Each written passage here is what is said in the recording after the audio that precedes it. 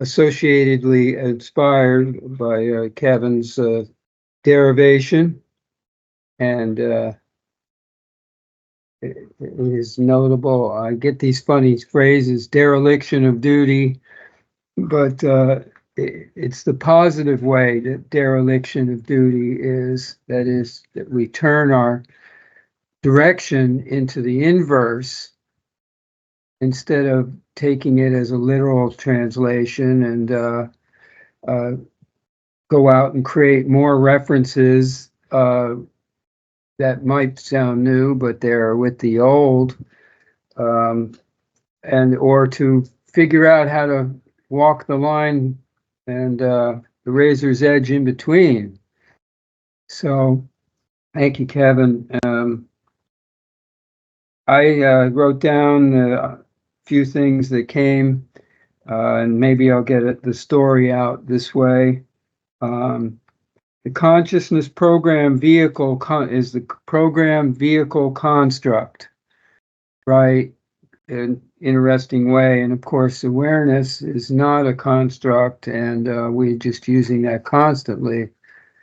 So it's appreciated, the terms. Anyway, I thought of when he spoke about the reptilian bodies and habitations, and going along those lines with the groups that he had participated or does participate with in the reptilian mode, sort of invading their construct so that he can possibly be one of those. We used to call that word channel, into and bring the revelation in the Bible term, which is something I wanted to relate here, because as an example, yesterday I met a person who was in my family group, we'll say. Again, that's twice since I've been here. This person has the last name as mine, and she's got a similar, I can see she has a similar history, which she has an interest in also, history, but she is lined up with the Jehovah's Witness, coincidentally only with Kevin and Dwayne's use of the word witness, which is an association, and how it can be coordinated into the group. The group I'm thinking I'm working with is the group in common ignorance, and those that associate what they call the living word with the Biblio and the Babel of this book, supposedly, the book of God, and whatever, and that religion, I call it, real legions. If they would recognize they're in the real legions, they would know that the living reality has nothing to do with the words in a book or the stories that have been told, and that yet is their literal translation. And so they get to translate from lifetime to lifetime, continuing the same association and belief, contact, and construct, most readily directed towards it, and they want to bring everybody else along with them. You must read the book, you must believe every word that that book says and follow every term literally, and all the ideas that are being presented that they take to it are just idea beliefs that are not real. Okay, so I call that again the common ignorance group, and myself is related or included in the sense that I'm maybe even an ultimate of that. I've taken that idea on a little bit. Not that I'm in a belief idea for myself as some, let's go with the Savior Jesus idea, okay? Blah, blah, blah. But to have some sense that we are in a position of that recognition, the true recognition, and the realization, I call it reelution. So in my own case, let's say my name, St. Peter, or Peter Adams, Adams, the first man, and Peter, the rock of the church. And I also called it the first rock man. So I created some story about this, star rock creation myth, which is basically that we were all thrown out of heaven, let's say. But at first, we were all part of everything. Before that, being thrown out idea, which is something like, also it relates Christianity with the sin idea, which St. Paul, or Paul, the apostle, had brought into the time 2,000 years ago with the purpose of catching everyone's attention so that they would fall and go with the belief. And that was the primary one, is the idea of sin, which they attribute to human character and nature.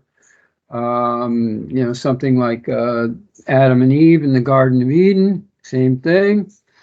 We are following, Adam committed sin with Eve.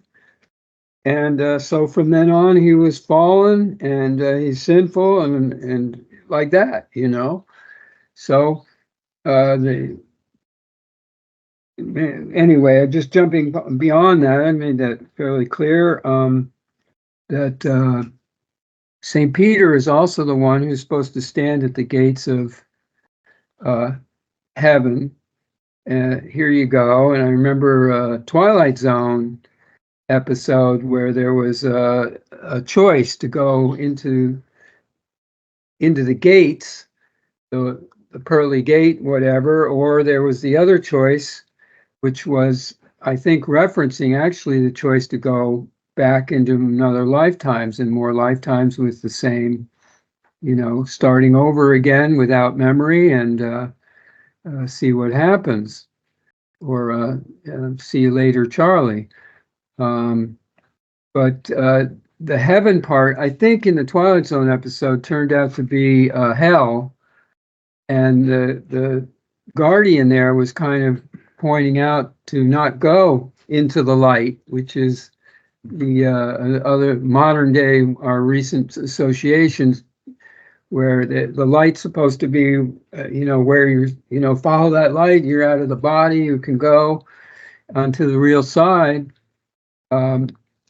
Except for it's actually a symbology of if you near-death experience people have this, where they are basically come back and they say, no, you're not ready to go, and so forth. And so they come back to the body with this, like, oh, I've seen the light, and I saw God, and I saw heaven, and I saw Jesus. Or there's all kinds of different associations. Those are exaggerated ones that some of the people associate with, that they actually found it.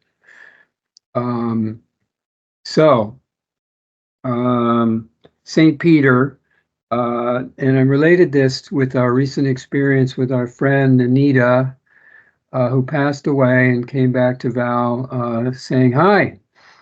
And in a way, though, also inferring that she has, although just like she probably did in human body, not really associating that she wasn't getting the full on.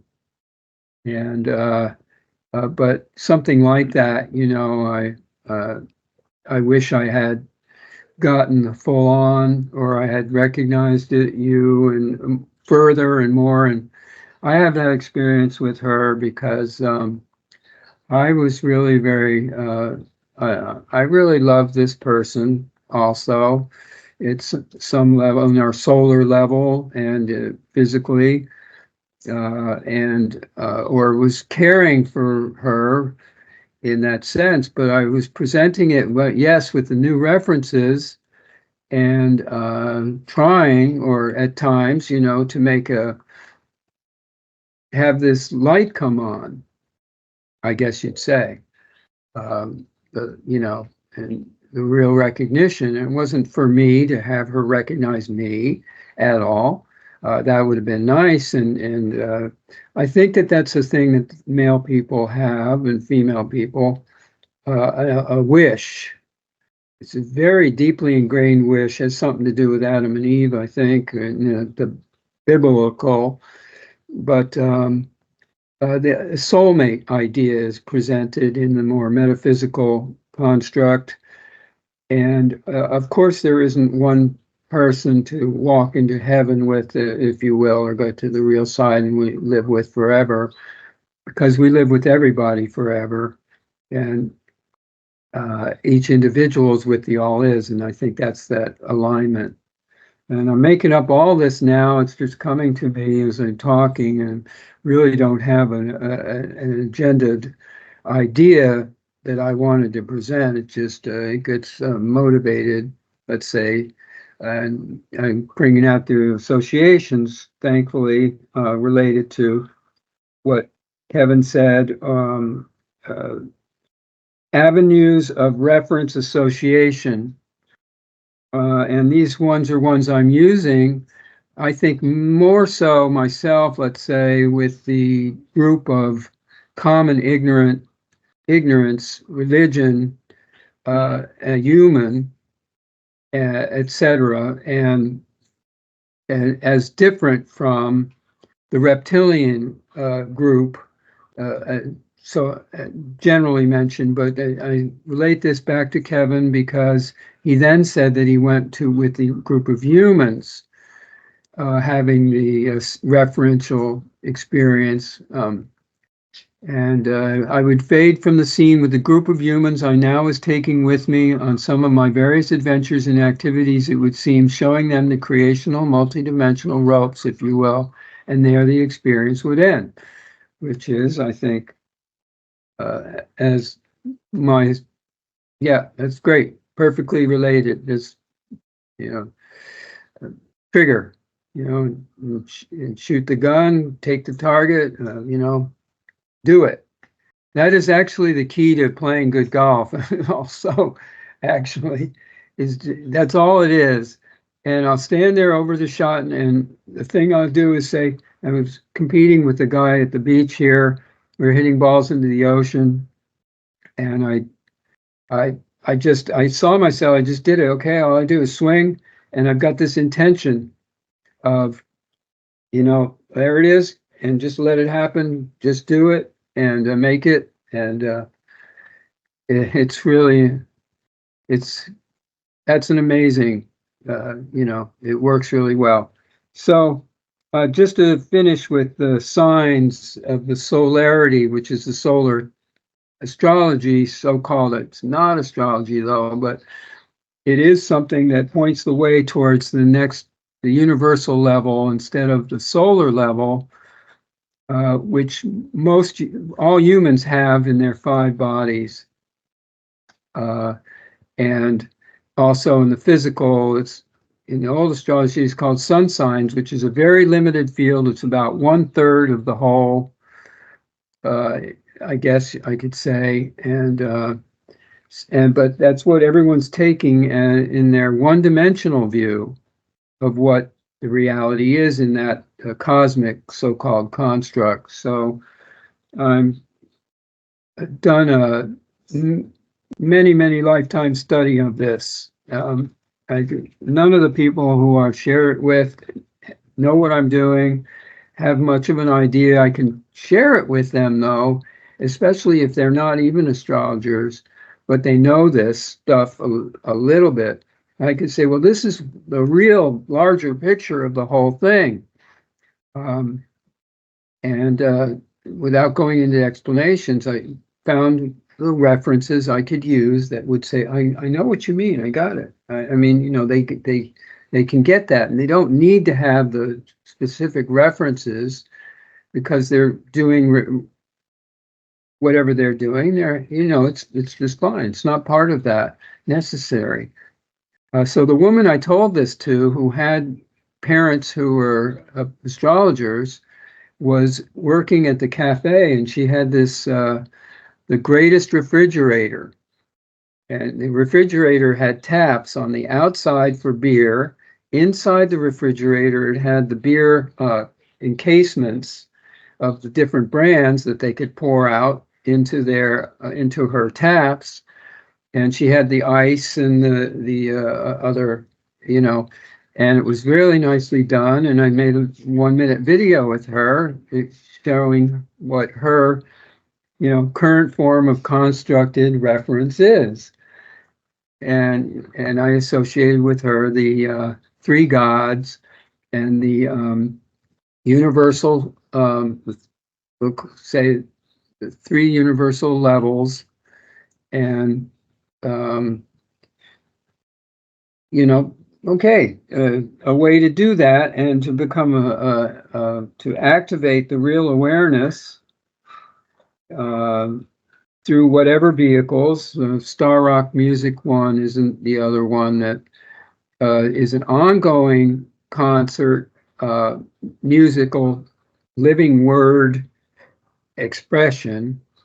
There is no fixed music and fixed Star Rock world, and but it's a reference story that I've been using, and I see it developing musically and yeah, so-called spiritually, you know, referentially, and so forth, because it's a very easy way to get people to pay attention and or at least want to know more instead of giving them a one-liner and then that's it, you know. Doesn't go anywhere because everybody's going to always go back to their old references until they're completely done with them. That's what we have, I think, what we're presenting, at least my interpretation of that here. So I related this all to the new you. That's another story. So, or it's part of the, you know, larger story continuation. In Kevin's presentation story, the elephant character, woman, which is a prominent figure in the solar zodiac, as I will call it, has like 14 signs, and the elephant is one of them. And none of these constellations or references are used by the old group at all. I looked at all of the whole constellations, which is, of course, a map that was created a long time ago. In my view, it was Sumerian, Sumer, the Middle Persian, and so forth. So-called origins of man, which was in Babylon, Mesopotamia, but now they're broadening their concept on all that too. There we go. So I don't want to go on with that. But each of us has a certain constructed field that we work with, and you want to work with it. It's exactly what Kevin was pointing at. Use your created fields. It might be whatever, or the Arabian Nights, we call it, which was an exciting story. And of course, the famous book, Arabian Nights.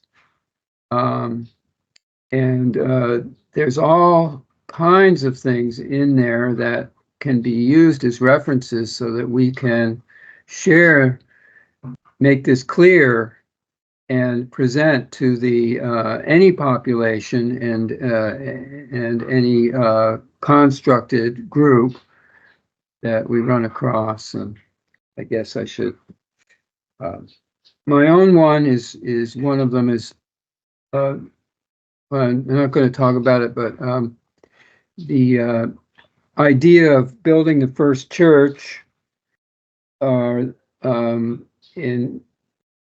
an actual past lifetime, traveling between between the Mediterranean and Europe and England, and that was pretty sure that's who I was, Joseph of Arimathea, who was a tin merchant and went back and forth and established, um, and then that would later become Camelot, and the English, that portion there, and yada yada yada.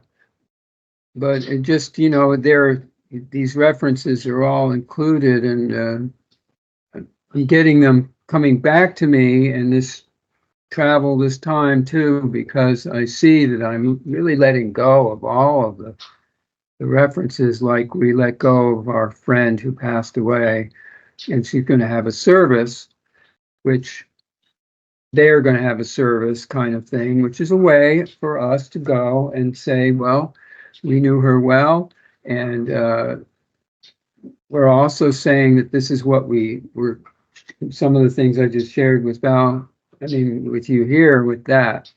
We'll see what happens in that reference adventure. Thank you, Val, Thank and you, Peter. everybody.